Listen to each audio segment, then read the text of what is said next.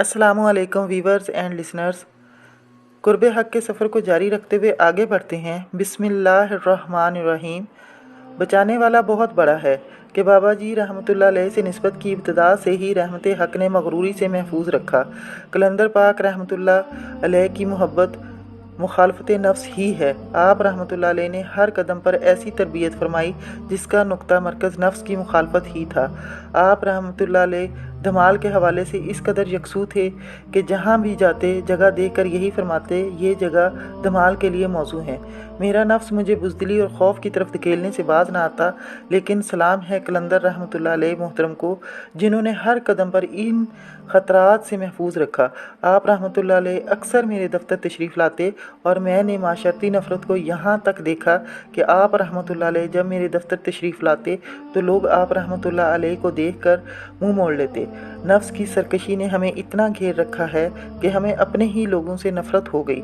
बस अखबार पढ़ा और आप रहमतुल्लाह अलैह के पीर का कितार की मलामत और तनकीद के सबब अपनी राय बना ली। इब्लीस ने वरगलाया और मोहब्बत से हाथ धो बैठे। सुनी सुनाई बातों पर यकीन कर लेने पर सख्त ममानत आई है। फरमान सैयदुल अंबिया सल्लल्लाहु अलैहि व अला आलिहि वसल्लम। किसी मुसलमान के झूठा होने के लिए इतना ही काफ़ी है कि वह सुनी सुनाई बात लोगों को कहता फिरे। हुजूर नबी करीम सल्लल्लाहु अलैहि व अला आलिहि वसल्लम ने इरशाद फरमाया, मुजाहिदा वो है जिसने कुर्ब हक़ की खातर नफ्स की मुखालफत की।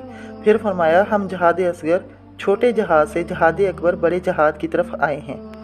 जब आपसे जहाद अकबर की बाबत पूछा गया तो फरमाया, जहाद बिन नफ्स यानी नफ्स के साथ जंग। आप सल्लल्लाहु अलैहि व अला आलिहि वसल्लम ने जहाद बिन नफ्स को इसलिए अफजल करार दिया कि नफ्स की मुखालफत बहुत मुश्किल काम है। मुख्तलिफ बुजुर्गान दीन ने अपने अपने नफ्स को मुख्तलिफ शक्लों में देखा। किसी ने लोमड़ी, किसी ने कुत्ता और किसी ने सांप की शक्ल में देखा। हज़रत शेख अबू अली स्याह मरवी रहमतुल्लाह अलैह फरमाते हैं कि मैंने देखा कि किसी ने मेरी सूरत को बालों से पकड़कर मेरे हवाले कर दिया और मैंने इसे दरख्त से बांध कर कत्ल करने का इरादा किया। तो इसने कहा, ए अबू अली, तुझे मालूम होना चाहिए कि मैं लश्कर खुदाबंदी हूँ, तू मुझे ख़त्म नहीं कर सकता। इससे पता चलता है कि नफ्स बज़ाते खुद एक हकीकत है, ना कि इंसान की एक हकीकत है। चुनांचे शहनशाह ख़त्मुल मुरसलीन सल्लल्लाहु अलैहि व अला आलिहि वसल्लम ने इरशाद फरमाया, तुम्हारा सबसे बड़ा दुश्मन तुम्हारा नफ्स है जो तुम्हारे दो पहलुओं के दरमियान है। बुजुर्गों ने कहा, नफ्स एक भौंकने वाला कुत्ता है और तरबियत याफ्ता कुत्ता रखना जायज़ है। रूह का तकाजा कुर्ब हक़ है और नफ्स का तकाजा हक़ ताला से दूरी और गुमराही है। हवस नफ्स की सिफत है और इंसान हमेशा दो तकाज़ों में रहता है। एक अकल का तकाजा जिससे ईमान हासिल करता है, दूसरा नफसानी ख्वाहिश जिससे कुफ्र और गुमराही में मुब्तला होता है। हक़ ताला ने फरमाया, जिसने हक़ ताला से खौफ खाया और नफ्स की मुखालफत की, इसका ठिकाना जन्नत है। रसूलुल्लाह सल्लल्लाहु अलैहि व अला आलिहि वसल्लम ने इरशाद फरमाया, सबसे ज़्यादा खौफ जो मुझे उम्मत के मुतल्लिक है, ख्वाहिशात नफ्स की पैरवी और तवील आरजुएँ बांधना है। इरादा तबीयत की दो इकसाम हैं, अव्वल जिस्मानी लज्जत और शहवत और दोम इज़्ज़त व मर्तबत की ख्वाहिश। और शैतान को बंदे के दिल में घुसने की उस वक्त तक ताकत नहीं जब तक इसके दिल में गुनाह की ख्वाहिश ना हो। और ये हवस और इरादा तबीयत हर रोज़ 360 लिबास पहनकर इंसान को गुमराह करती है। तसव्वुफ़ की इस्तिलाह में हवा इन्हीं मायनों में इस्तेमाल हुआ है। लिहाजा जो शख्स वस्ले हक़ ताला से मुशर्रफ होना चाहता है, इसे कहो कि हवा तर्क करे। किसी इबादत से बंदा को इस कदर कुर्ब हासिल नहीं होता जिस कदर तर्क हवा से होता है, लेकिन ये बहुत मुश्किल काम है। इसलिए ये कहा गया कि नाखून से पहाड़ खोदना इतना मुश्किल नहीं जितना कि हवा को तर्क करना है। नफ्स की सबसे ज़्यादा ज़ाहिर सिफ्त शहवत है जो इंसान की रगो रेशा में सरायत किए हुए है। लिहाजा इंसान को अपने हर फेल की निगरानी करनी चाहिए, वरना जवाबदेह होगा।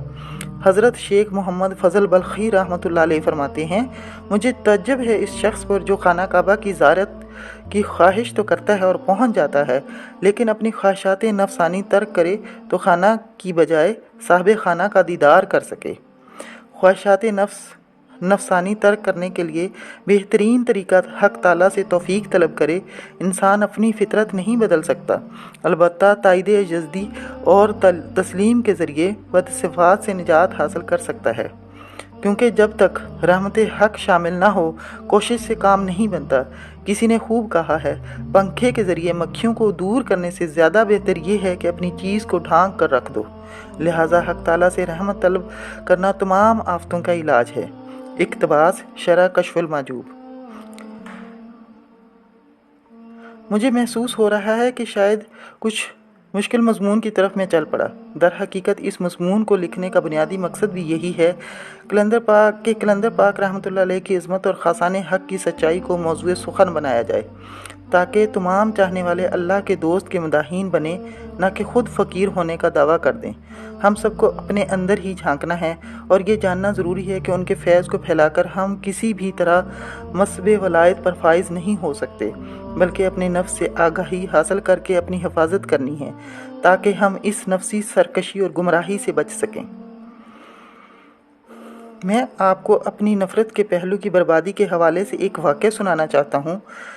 کلندر پاک رحمۃ اللہ علیہ ایک ڈیوٹی کے فقیر تھے اور حضرت ماما جی سرکار رحمۃ اللہ علیہ کی وصال کے بعد بازار حسن راولپنڈی کا چارج بھی انہی کے پاس آ گیا، اور ایک دن مجھے ساتھ لیا اور فرمانے لگے چلو۔ میں نے گاڑی مری روڈ سے نکال کر لیاقت باغ سے راجہ بازار کی طرف موڑ لی اور عین کسائی گلی کے سامنے روک دی۔ آپ رحمۃ اللہ علیہ مسکرائے اور فرمایا، سید بابا، آپ کو کیسے پتہ چلا کہ بابا نے یہاں آنا ہے؟ میرے پاس جواب تو کوئی نہیں تھا۔ میں نے کہا، بابا جی رحمۃ اللہ علیہ، ادارہ ثقافت پاکستان کی نوکری کے دوران مجھے ایک اسائنمنٹ ملی کہ تمام آرٹسٹوں سے ایک فارم ہو از ہو پر کروانا ہے۔ اسی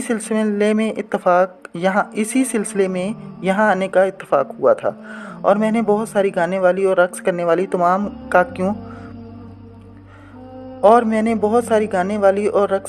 کاکیوں کے فارم بھروائے اور بیرون ملک بھیجنے والے ثقافتی طائفوں کے لیے آرٹسٹوں کی لسٹ بنائی۔